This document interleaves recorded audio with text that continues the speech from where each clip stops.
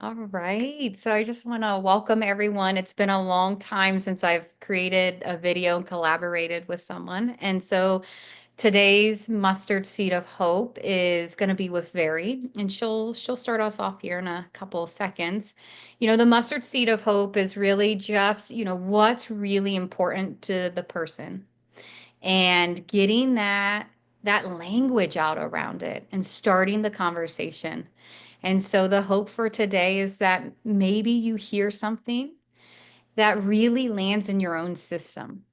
And so without any further ado here, I want to pass it over to Very. Thank you so much. I looked down and realized that my name was a little wonky there.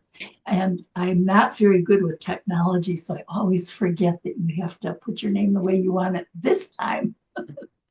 So thank you for tolerating that. Thanks so much for this invite, Tara. I have been so excited, so much looking forward to it. Um, I grew up in the Midwest, and I now live just outside Portland, Maine. So I feel a little bit like an imposter in Maine. It's a beautiful state, and we moved here because our oldest daughter had settled here, and we just wanted to be by the kids. So there you have that. I'm a registered nurse still and certified level 3 IFS practitioner, and also certified in grief recovery method. They call it a specialist rather than a practitioner. I'm the founder and the owner of my company, Inner Thoughts, which is a division of my total company, Fischer and Associates Consulting. Um, I always try to make it really clear that I'm not a therapist. Love therapists. I just make it clear I'm not one. I'm an IFS practitioner. The difference is you come with a different background, a different license. So I like to make that clear to people. I guide people to become familiar with their own inner thoughts and their own parts and how they respond to what's going on in their world. In IFS, we believe parts aren't broken, so they don't need to be fixed. And they may be hurt, confused, angry, withdrawn, all that stuff, but they're not broken. And I don't diagnose, I just guide the client. I I come from a not broken, no pathology here. Um, and that doesn't mean that sometimes we don't have some kind of a situation that needs more than a practitioner can give. And I have therapists back me up, and I'm quick to refer people if they need more than I can give. I believe that all clients have already got inside them what they need to get to know themselves or to heal themselves and just work with themselves. And so my work is just to guide them to access what they already have inside. On a personal note, I'm married for over half a century.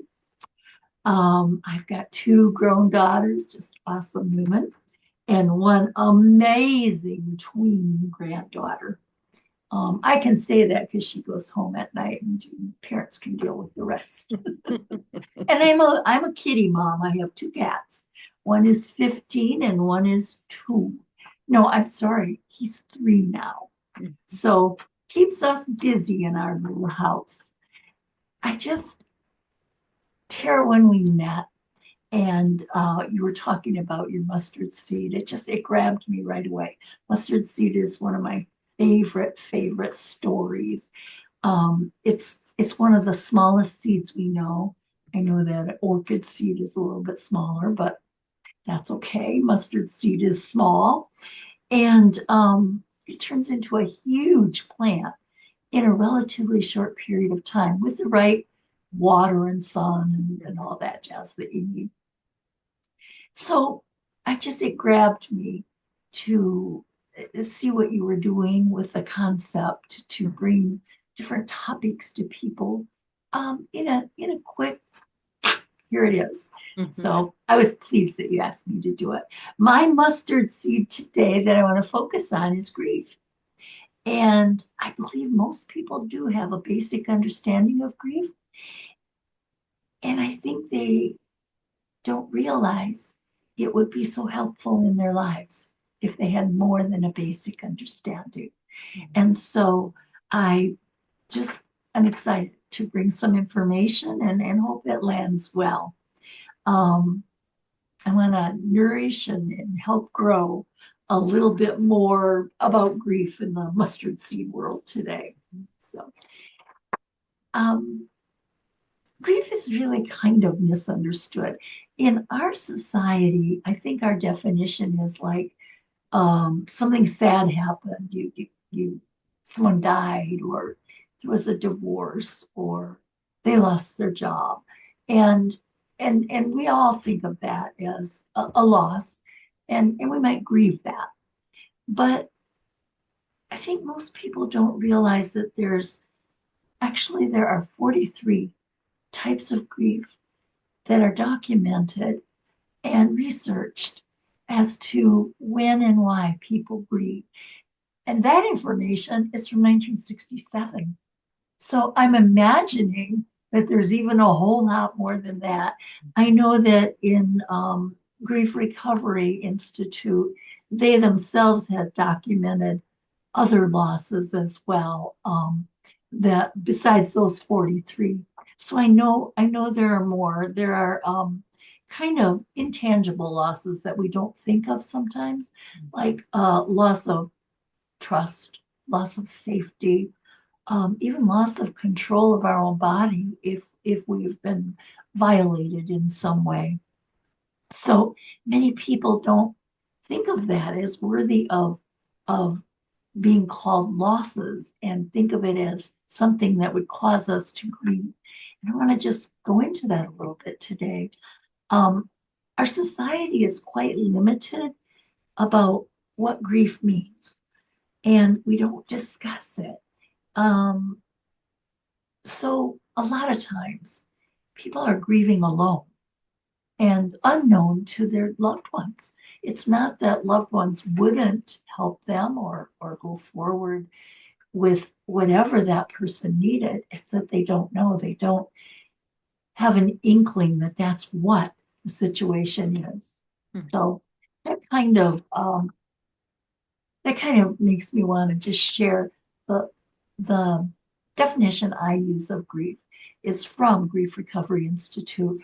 And it took me a few minutes to sit there and just sit with it and say, wow, that is so different Mhm. than my definition. And I've been in the medical world as a nurse and then as an IFS practitioner and a grief recovery method specialist for many years. And I just hadn't given any deep thought to what grief means. We all know what it means. But their definition is grief is the normal and natural reaction to loss of any kind. It's the conflicting feelings caused by the end of or change in a familiar pattern of behavior. Grief is a feeling, grieving is the process. And that grabbed me. Like, what do they mean the change in a behavior? That just sounded a little weird to me, if you will. So it's normal and natural to react to loss. I turn that around and say it must be abnormal not to react to loss. And that helped me think, yeah, we do react to loss. We all react differently. Some deeply, some not so deeply. But I never called it grief before. I just, like, what's wrong with them? Oh, they lost, I don't know, they lost their job. It just never hit me as a grief.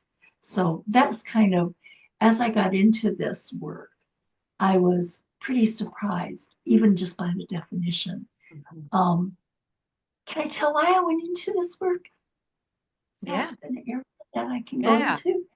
As an IFS practitioner, I would frequently, I would have clients that would bump up against unresolved grief. And although IFS is a powerful, wonderful, marvelous model to help understand what's inside, there were times when we couldn't process that grief to a resolved status. Mhm. We would move on and they would do fine, but we couldn't get it resolved. And so I sought more education, not because I needed it, of course, but because my clients needed it. And I picked this program I picked. The Grief Recovery Institute has the grief recovery method, and it was the grief recovery that drew me. And so I got myself educated, I got myself certified, and off I ran with doing these sessions. And what I found was once they worked on it, doing something, they actually physically do things, exercises. And once they resolved it, and they went back to IFS, and they had just amazing, amazing transformations, transitions, um, just a sense of understanding what had been blocking them. And so I just jumped right in. I loved it so much.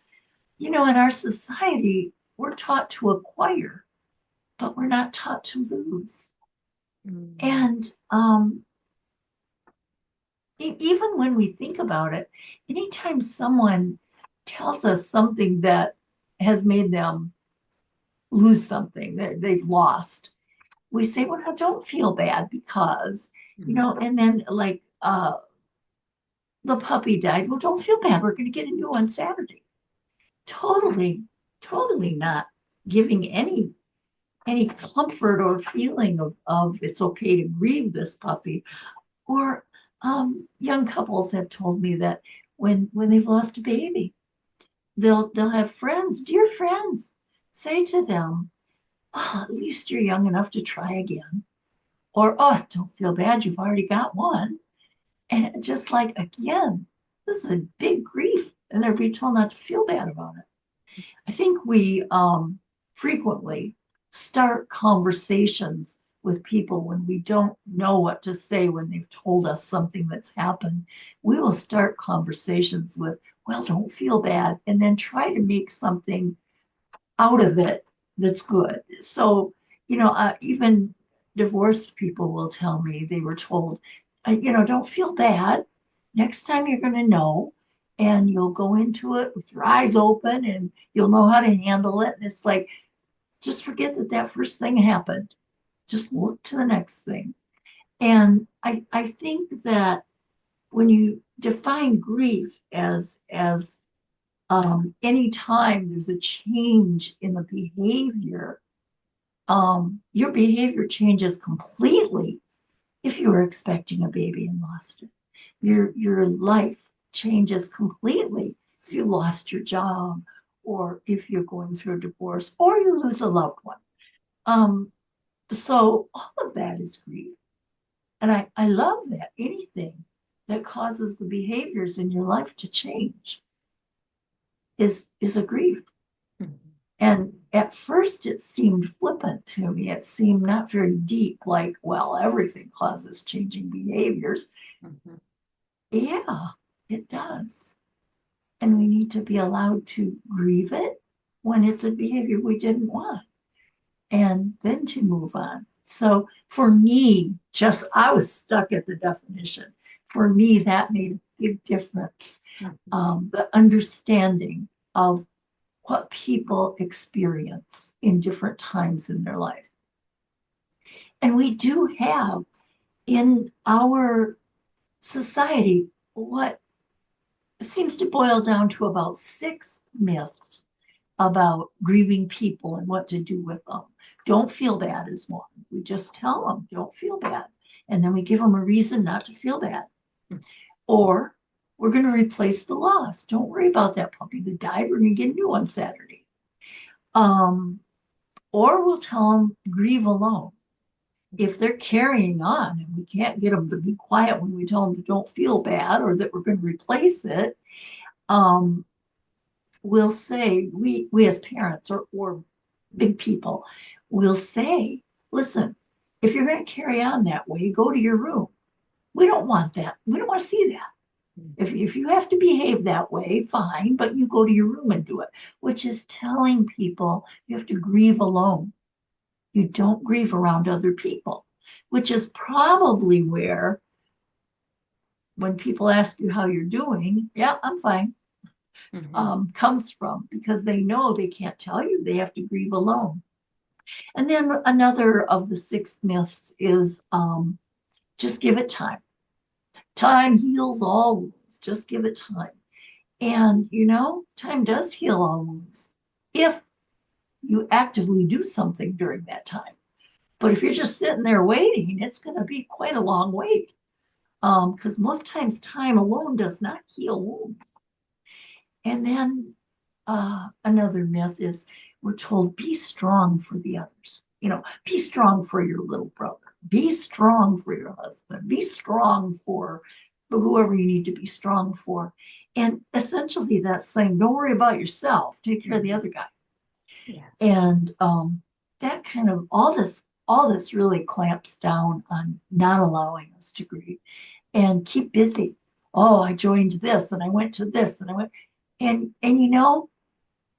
up front that looks like it works. But what happens is grief has just been put on hold. The can's been kicked down the road. That grief, it demands to be heard and it will hang in there until it's dealt with. And that could be years of this hanging over you, this sense of incompletion, this sense of this nagging sense.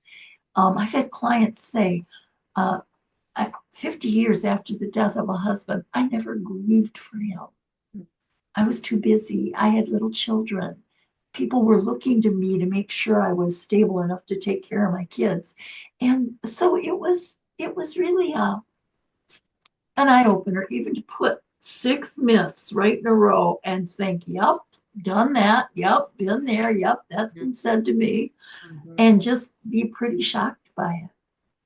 So the impact of losses on a person are in some ways amazing. I know that's a crazy word to use with grief, but in some ways really amazing in that life changes so much. We all experience loss and we all experience grief. We don't all acknowledge that things are a loss, and we don't all acknowledge that we're in grief because we think society doesn't want us around if we are, and we don't want to go to work. So we just kind of, grin and say it's all fine. Relationships are all really, really unique, as we know, and that makes grief really, really unique as well. Because even if two people are grieving for the same person that died, one might be grieving for a dad and the other grieving for a brother. One might be grieving for a dad, the other grieving for a partner. Each person's grief is very personal. And the response to loss is not emotion. It's, now let me say that differently, not intellectual, it's emotional. Mhm. It when we try to analyze it and think through the right thing to do, we're putting ourselves in a box and not recognizing that the responses we have are okay, whatever they are. There are some similar responses that we all have at different times in different places, caused by different stimulation. So we all sometimes right after grief, or right when grief begins, right after loss, we will have trouble concentrating. We might have difficulty, like a sense of numbness. We might have trouble sleeping. We might have trouble with eating too much, too little. Um, we might sort of get on a roller coaster. The emotions go up and crash down, and It's just like being on a roller coaster and you don't know when that's going to happen to you and how that's going to happen to you. One of the things society grabbed onto back in 1969, Elizabeth Kubler-Ross wrote a book called On Death and Dying. And then the subtitle was What the Dying Have to Teach Doctors, Nurses, Clergy, and Their Own Families. And the book wasn't about grief.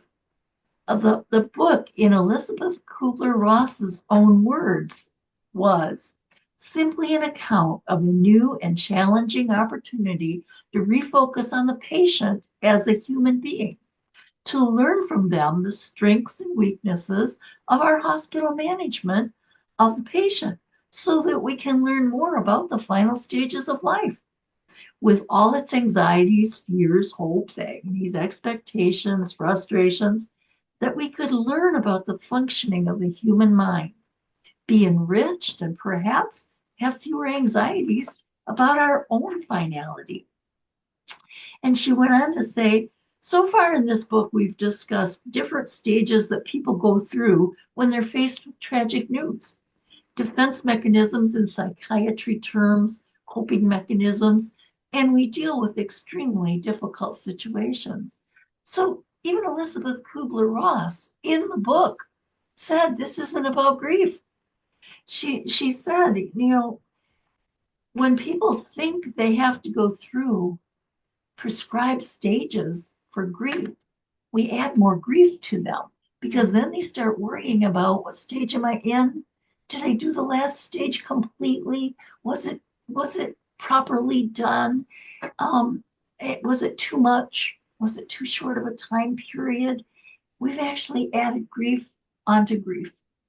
And I think if we can come away thinking it makes sense that there aren't stages of grief that we have to go through. We just grieve our own way. We may do similar things to each other, what we've done, but we don't have stages that we're locked into. So it made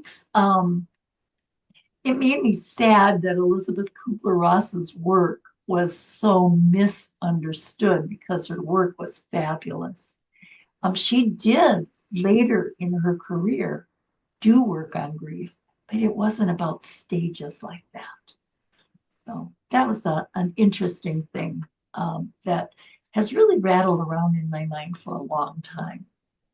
So one of the other things that is impactful to people is not only do they have their own personal grief in a loss, but they're also it's like a grief relay. You have your own personal grief, and then adding to that, if you're part of a couple, you have that relationship that's going to be totally altered by the fact that one of them's grieving, if not both. And then you have mutual activities that you might be in with other people, and you're bringing grief into that. Um, it might be even at the workplace where you share space with others. It might be even when you're parenting. If one parent is grieving something, it can change your parenting dynamics. So grief is really, really an important element to understand and work with and allow the naturalness of it and the progression and support it without sending the person to their room to do it later or privately or that type of thing. So I think the things we might see that happen in the relay of bringing grief to other um, situations is the the difficulty in communications, the misunderstandings that develop that are unspoken, um, frustration, of course, emotionally, both people or all the people in the situation withdrawing because there's some tenderness that they don't want to harm someone, and yet there's some frustration or even anger. And with a person who's grieving, you may even see a real increase in their dependence on others right at the time others are not comfortable with that. So those are kind of things that come up when you think about why we should really know a little bit more about grief. And there's such healing that can take place when a person grieves thoroughly. And I for one, thought that was a weird way to say something, that they should grieve thoroughly. But they should. They should allow themselves to understand what they feel. They're going to feel it. It's not a matter of allowing it, they're going to feel it. But allow themselves to sit with it and understand it and get the help they need and draw people in that can support them. Um, and those of us who are drawn in to help, we have to remember that grief is about a broken heart, not a broken brain. And so when we try to heal the heart with the head, it doesn't work because it's the wrong tool. We should just allow the griever to express all the thoughts they want to express and not have any judgment on it. It's not up to us what the griever feels, but it is up to us to allow the griever to be comfortable enough to just let it out and say it and work with it in their own way.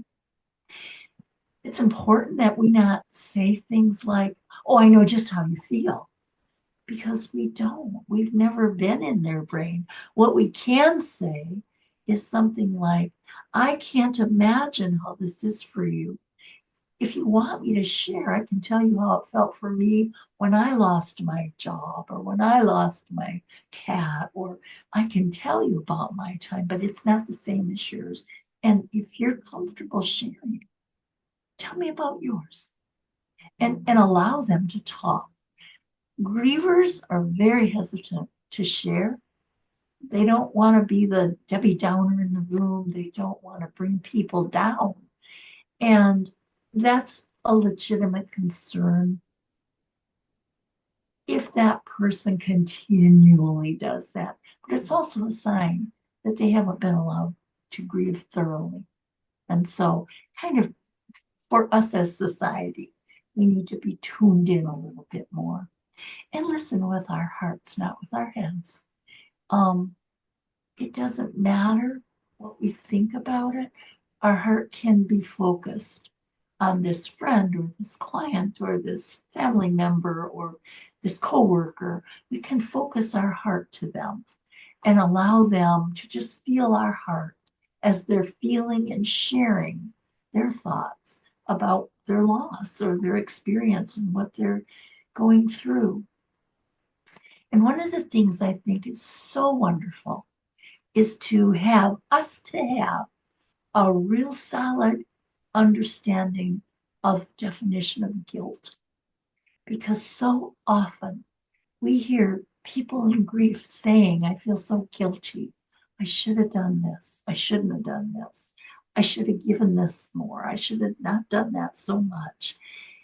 And when I hear that, I say to them, it's my understanding that guilt means there was intent to harm. Did you intend to harm them? It kind of stops them right there with their guilt, and they go, oh, of course not.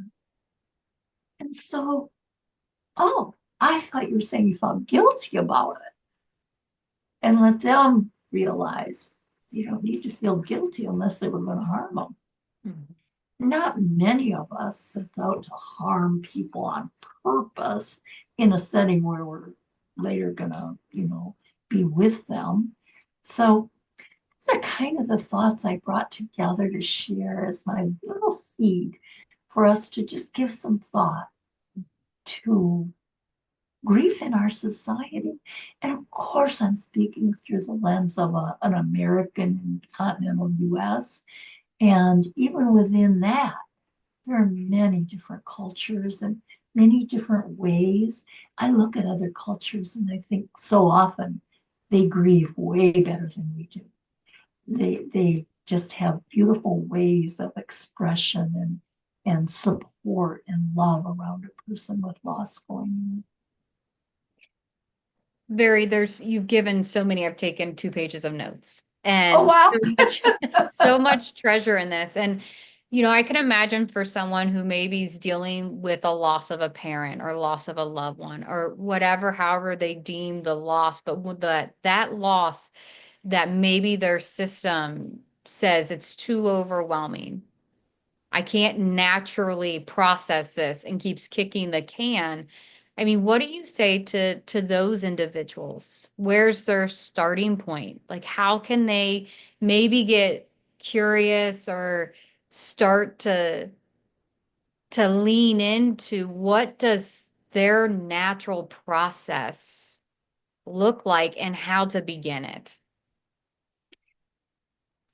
When someone says something's overwhelming, I say something like, I hear you. Is there something in particular that you're feeling overwhelmed with or about? And then I just wait. They may not want to say anymore. They may feel like, just shut up, Barry. I already told you I'm overwhelmed. And that's okay. I'm Mhm. there with them. Myself is there. I'm there just to support them. They will probably eventually say something more. Mhm. If after, let's say, 5 minutes or so, depending on the setting I'm in, I'll say, would you like me to bring a cup of tea or Mhm. a cola or whatever the appropriate Mhm. thing is? No, Mhm. okay, I'm here for you. That's all they need to know is I'm here for you.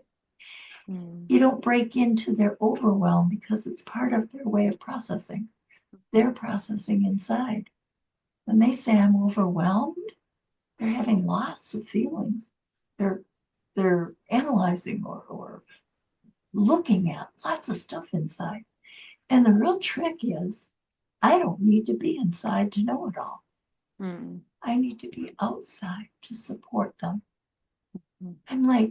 I'm like their warm container. Come on in and sit Mhm. down and process. And I don't have to go inside to do that. Most of us at some point want to share externally, verbally, what the feelings are. If it's not the right time, it's not the right time. But that doesn't mean they don't need us. It doesn't mean they didn't want that cup of tea or whatever it was I offered. And oh, look, it's time for Johnny to get off the school bus. Would you like me to go get him? Mhm. No response. Okay, I'm going to go get Johnny. They know that you went and got their son, and they don't have to worry about that. They know they can still sit there. And that's a piece we're not comfortable with. We're comfortable doing stuff for people. Mhm. We're not comfortable just being with and supporting. So a big piece, that's a good question, Tara. Mhm. A big piece, just support, just be there. Yeah, so I really hear that support. So the person who's carrying the grief, for them to have that space to be held and supported. And then the person sitting across from them having that openness and really having that big heart to be with them. This isn't about finding solutions or helping them through the process. It's about being attuned to them where they are and knowing that you may never hear much of what's going on. And Right? by you being there to hold the space, that is part of that supporting the person through the process. Yeah, Yeah.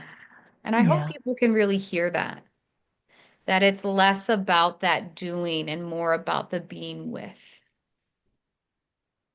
yeah, absolutely. Yeah. And for those of us, whether we're family or practitioners or therapists or whoever we are, most of us are pretty comfortable with the doing. It's the just being that's difficult. It's kind of not like our society. We're kind of action packed people, and we're not comfortable with that just being. We think we got to do something for them. Yeah. And even I can from just my own experience how silence can really be unnerving to people and Mhm. their system, which then for some people fire up and they just start move faster, right? Whether it's that anticipating or let me do this or let me try to do all the things and really being with yourself and the silence. That Mhm. silence can be healing as well. Yeah, absolutely. It sounds like silence to the non-griever. It doesn't sound like that to the griever. It sounds like warm, caring, safe, um, permissive, um, like they get me. They're not demanding I tell them my story. They get me. And as they sit with that, it doesn't usually take a real long time for them to have something they do want to share. Mhm. And it could be anything. It could be something they remember. Like I had a doctor's appointment and I totally didn't think of that this last week. Can I call your doctor and just let them know you'll call and reschedule? No, no, I can do that. Yeah. No, it just depends. I said when we began that everything we need to heal and fix things is inside us. Yeah. And all my job is to guide them to access it.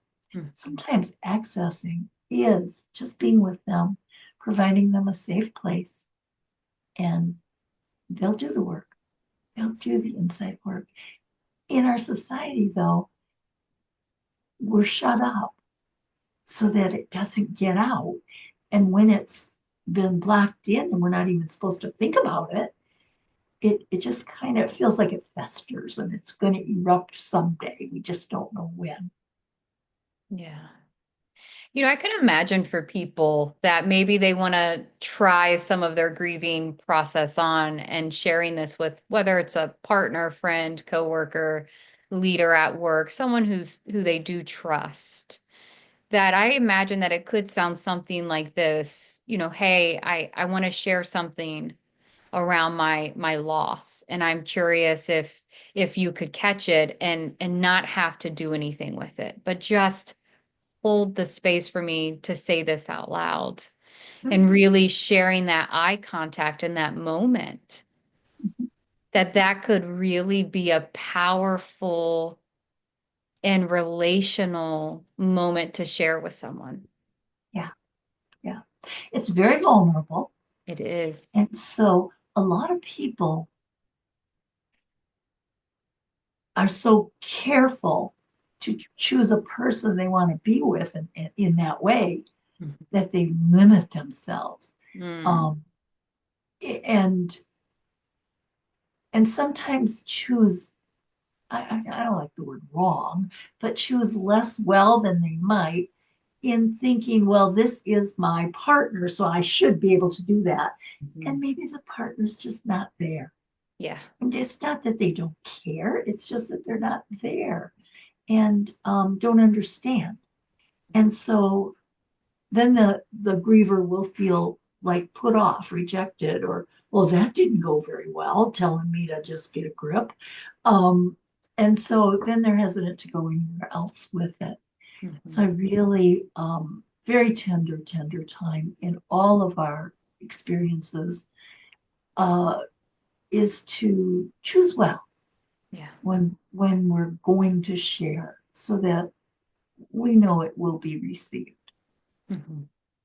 So yeah, Yeah, and I also want to name for people that, maybe really that doing a little bit of communicating before, especially like if it's with a partner and just getting curious about their day and where their window of tolerance is and what else they have on their radar. Really sure. to just gauge where's my person today? And Mm, where am I? Like I had this thing happen. It really hit my grief. I'm feeling that overwhelm. I'd like to share it. And I want to really see if my person, whoever you choose, is available and capable to catch. Because life's textures of living really do, they can either hit that window of tolerance and extend it or hit it and decrease it. Yep, And so allowing some of that space for living to happen. absolutely. Absolutely. And I think so much in our society, and this is one of the reasons I will talk about grief at the drop of a hat because everybody needs to hear it. Um, but Grief Recovery Institute wrote a book. I think the name of it is Helping Children with Grief. Mm, They couldn't get a publisher. They said nobody wants to read stuff like that. Then Columbine hit the United States, the mhm, first mass shooting mhm. at a school. Grief Recovery Institute had so many publishers calling them and wanting, hey, but what about that book you talked to us about? Let's get that in Mm. print. They were in print. Just it seemed like they went home and wrote it overnight. No, it'd been sitting on the shelf unpublished because Wow. no one was interested. But then people for a while got really interested because they didn't know what to do. And it's a beautiful book where you don't work with the child themselves. You work with the adults that live with the child or that work with the Mhm. child or that interact with the child and have the adults understand. And if we could get that filtering into our society from the child level, and children learned about grief and handled grief in a different way than going to their room or don't worry, Saturday's coming, get a new dog. Or if we did that with children, our world would change.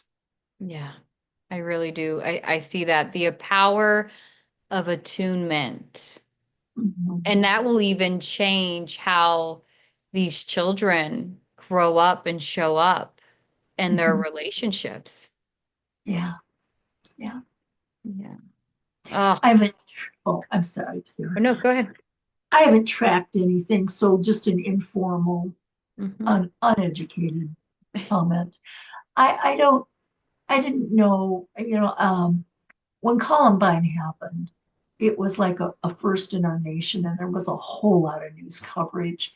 And I didn't track any of how are those students doing Hmm. that experienced that horror. Um, but when I hear one of them talk randomly, sometimes you'll see one on a talk show or something. I'm really tuned into listening to them now, and it feels to me that they got appropriate uh, grief help. Hmm. So I was kind of pleased. I didn't know about grief the way I know about it now back Yeah. then. So I was just, oh, I hope they call in counselors. I hope they get what they need. And now as I listen to it, I think I think they did. I think Columbine authorities, however you would word that, took that seriously. And I think if our whole nation would just make that part of the curriculum, Yeah. um, not about grief, but that the teachers understand how to handle little children when Hmm. they lose all their marbles. Yeah. That's important. How are you going to go home and tell mom and dad you lost all your marbles? They told you not to play and lose all your marbles. They Yeah. said just play a few. Hmm. Um, or, that's grief Yeah. for that child that has to go home and tell that. Hmm. Um, that they were talking in Hmm. whatever movie today and they had to go sit in the corner. And now that's going to be on their behavior chart. Yeah. Um, these things are grief for children. And if we taught them how to handle it then, they'd know how to handle it when it's what we call bigger. Yeah.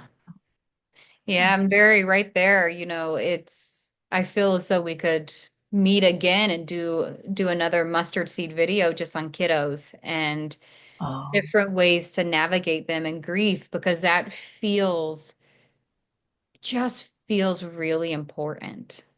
yes. And I would love to do that if you're open to that, to get that languaging and different ideas for people to, chew on and let it kind of go around and around and around in their brain. And if they're able to drop into their heart to see what it's like to hold the things, different experiences from there, especially as they're trying to navigate life with their kiddo and all the things a kid really has to process. So just want to name that I hope we can connect on that another That time. would that would be such an honor.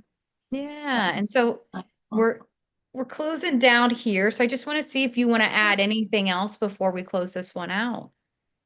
wow. I don't often get told I can talk more.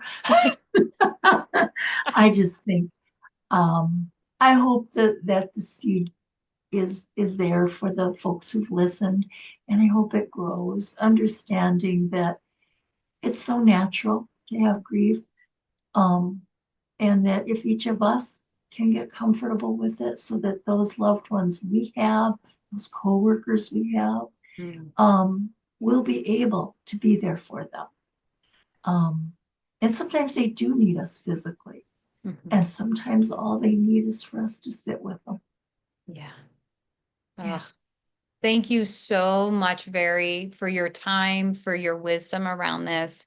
And I'm looking forward to collaborating with you in the future.